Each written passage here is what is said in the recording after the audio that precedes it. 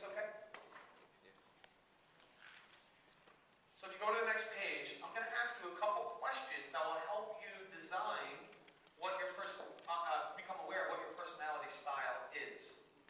So have any of you, by show of hands, have any of you ever taken a personality assessment before? Okay, now in EO we've used DISC before. So are any of you familiar with the DISC behavioral report? Done that before?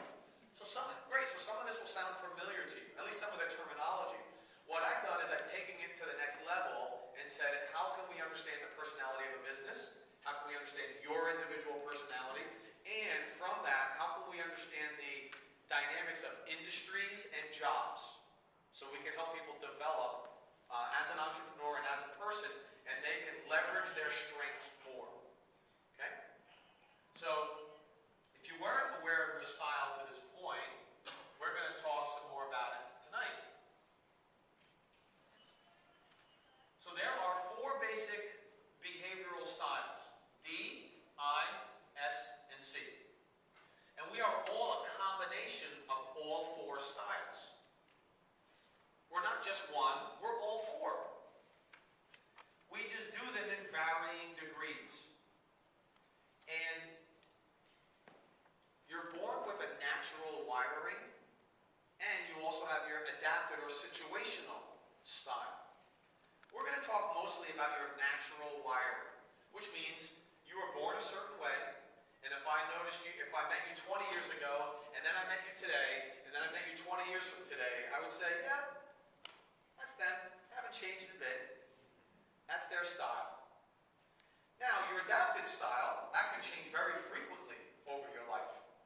You might be young in your career, and you're trying to make a name for yourself, so you're all about getting it done and doing. And then you might achieve some of the major goals in your business or your life, so you relax a bit more, and you're maybe more building relationships or playing a supportive role. Or maybe for a short period of time, you're put on a project where you have to focus a lot on detail or compliance or regulatory conditions. So you might move, your adapted style will move throughout your life and your career. But your natural style will stay pretty consistent. So this would be as if I came over to your place of residence, and I took you on a helicopter ride above you, and we hovered around you for the day. This is what we would observe. So this is not an IQ test. It's not whether you're intelligent or not. It's not whether you have certain skills or not. This is your style. So understanding your style is very important, because once you understand your style, you can start to understand the styles around you. And then you can adapt your style in any situation. And when it comes to negotiation, and when it comes to sales, and when it comes to influencing another person to your point of view, in interpersonal dynamics, whoever has the most options wins. Okay? Because most people, they have their natural style, and then they have their preferred adapted style. So what they do is, every time they go into a negotiation, they'll say, they have rules. So they'll say, well, I like to give an offer right away, and then I like to sit back, and then I'll wait and I'll counter offer. That's my style. And they usually do pretty well with that one style, so they rarely have a backup. So if you can play along with their first style, they will run out of gas. You've got all 4, they've got 1. So they'll say, I'll play hard to get. And then you start playing hard to get, and it's not phasing them at all. They seem to be matching you pretty well. And you're like, most people fall by now. I don't have a backup plan. But now you will have all 4 styles. So you want to play hard to get with me? That's cool. I can do it hard. I can do it soft. I can do it medium. I can do it fun. As a matter of fact, I hope we get to do all 4. Let's see which one you fall down on. Then I'll win. So understanding your style is incredibly powerful, because when you are in a situation with somebody and you have to adapt your style, you have the ability to do that. Everybody has the ability, but not everyone has the awareness, and they can't move in and out of styles as easily. So this will be very, I hope, will be very eye-opening for you. And even if you are aware of your style, you'll be able to take some additional techniques and strategies out of what we discuss. But first, you need to understand what your style is. So D in the individual world stands for dominance, or dominant. This is the part of you that is demanding, directive, decisive, competitive. This is the part of you that's the type A personality. You've heard of that? Okay, a lot of founders of business, the first generation founders of businesses usually reside here. Okay?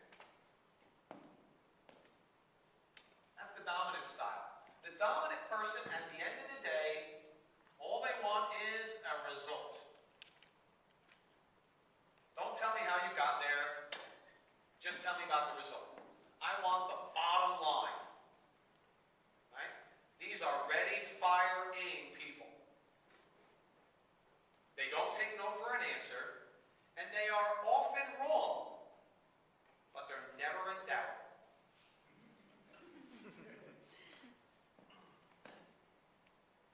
The next type is the influencer.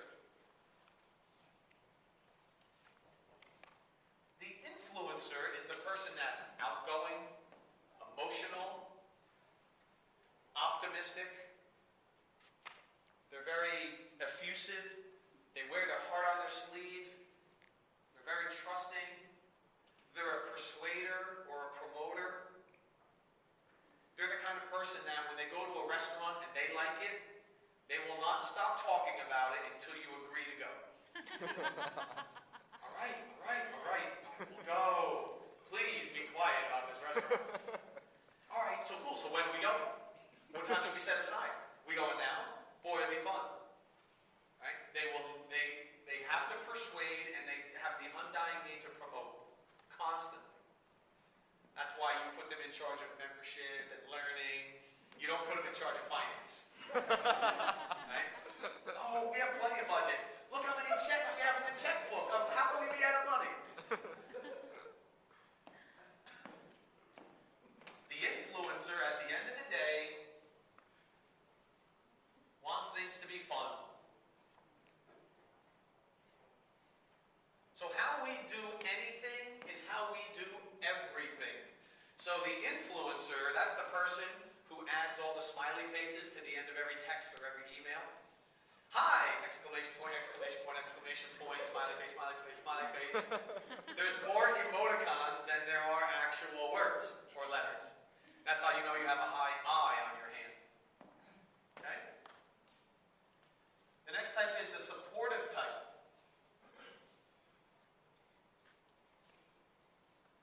The supportive type is the person who is very scheduled, systematic. They like things step by step by step.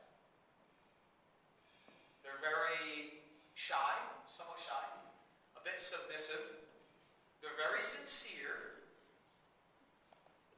However, they're incredibly steady, very loyal. Okay? They're the person that is driven by the need to feel safe and secure.